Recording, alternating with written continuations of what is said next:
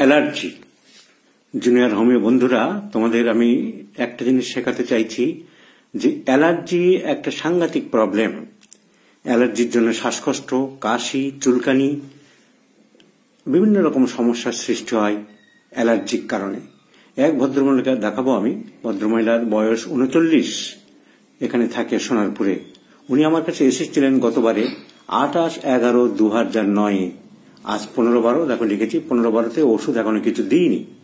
28/11তে উনি কি প্রবলেম নিয়ে এসেছিলেন? ওনার একটা আঁচিল ছিল, আর টুকটাক ছিল, মুখে ব্রণ হচ্ছিল, কর্ন ছিল পায়ে, কিন্তু মেইন সমস্যা যেটা নিয়ে উনি এসেছিলেন অ্যালার্জিক কাপ।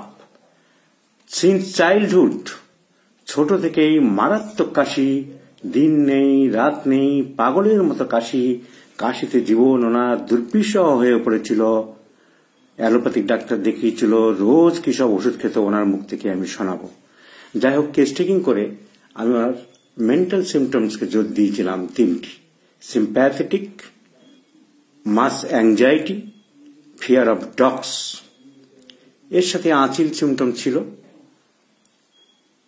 আমি প্রেসক্রিপশন করেছিলাম causticum 0/1 16 dose and 0/2 16 dose once daily morning. একবারের ওষুধ খেয়ে কি প্রতিক্রিয়া সুদীপ্তাই দেবে। সুদীপ্তা, তুমি তো ছোটবেলার থেকে কাশিতে ভীষণ কষ্ট পেতে কাশির জন্য এসেছিলে, তার সাথে একটা আঁচিলও বলেছিল। একবারের ওষুধে তোমার আঁচিল তো ভ্যানিশ হয়েছে বললে, আর আর কাশি তুমি আজকে রিপোর্ট দিচ্ছ যে এত উপকার পেয়েছ। একবারের ওষুধে তোমার কাশি বলতে গেলে নেই, তুমি ভীষণ খুশি এবং স্যাটিসফাইড হয়েছ। তাহলে আমাদের ওষুধে যে ম্যাজিকের মতো কাজ করে, অনেক অ্যালোপ্যাথিক ডাক্তারেরা যে নাক ছিটকায়, সেইটা আমি ডাক্তারদের শেখাবো। আরো 10 জন সাধারণ মানুষকে জানাবো যে হোমিওপ্যাথিক ঔষধ কি সাংঘাতিক কাজ করতে পারে।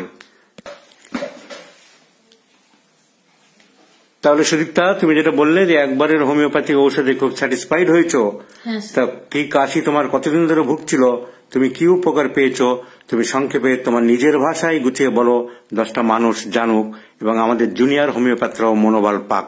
বলো। হ্যাঁ স্যার, আমি সুদীপ্তা মণ্ডল, আমার বয়সী 39 বছর, সোনারপুরে বাড়ি। আমি প্রায় জন্ম থেকেই আমি এই অ্যালার্জির কাশিতে খুব ভুগেছি, খুব কষ্ট পেয়েছি।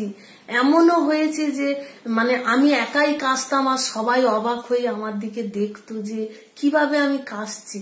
কিন্তু আমি বহু অ্যালোপ্যাথি খেয়েছি, আমি প্রচুর টাকাও ব্যয় করেছি, কিন্তু কিছুতেই কোনো সুফল আমার হচ্ছিল না। আমি অবশেষে স্যারের কাছে আসলাম। এসে বেশি না 1 মাসের ওষুধ খেয়েছি।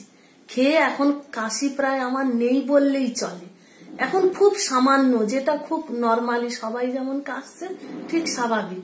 কিন্তু আমি বুঝতে পারিনি যে 1 মাসে আমি এতটাই উন্নতি হব স্যারের ওষুধ খেয়ে। আমি স্যার একরকম যে আমাকে নতুন জীবন দান করেছেন আমি বলতে পারি, আমার দ্বিধাবোধ নেই বলতে। সেদিক থেকে আমি স্যারের কাছে আমি চিরকৃতজ্ঞ থাকবো। তুমি হোমিওপ্যাথির প্রতিও আস্থা পেয়েছো? খুব আস্থা। আমি তো সারিয়েছি, এরকম আমাদের অনেক হোমিও ডাক্তাররা বিভিন্ন দিকে রোগ সারাচ্ছে, সেটা আমি সারিয়েছি, এটা আমার কৃতিত্ব, তুমি আমাকে তো ধন্যবাদ দেবে। কিন্তু আমি যেটা চাইছি 10 জনে জানুক যে হোমিওপ্যাথি যারা নাক ছিটকায় তারা তো জানুক যে হোমিওপ্যাথি ওষুধের কাজ হয়। না স্যার, আমি খুব উপকৃত হয়েছি। আর আমার এই উপকারিতা দেখে আমার বাড়ির আশেপাশেও সবাই আপনাকে নমস্কার জানিয়েছেন, ওনারাও সুযোগ পেলে। তুমি অ্যালোপ্যাথি ওষুধ কতদিন খেয়েছো? আমি অনেক দিন, সেই প্রায় জন্ম থেকে। কি ওষুধ খেতে? মন্টিনাইল, এইরকম বিভিন্ন রকম ডাক্তাররা যখন যেটা দিত। সিরাপে তো এমন সিরাপ নেই যেটা আমি খাইনি। ওষুধ ছাড়া তোমার কোনো একদিনও চলতো না? একদিনও চলতো না, প্রতিদিন নিয়ম করে ওষুধ খেয়েছি। প্রচুর টাকাও নষ্ট হয়েছে, আর কাজের কাজ কিছু হয়নি। সাময়িক হয়তো একটু 19-20 হতো, যা অ্যালোপ্যাথিক ওষুধে হয়ে থাকে।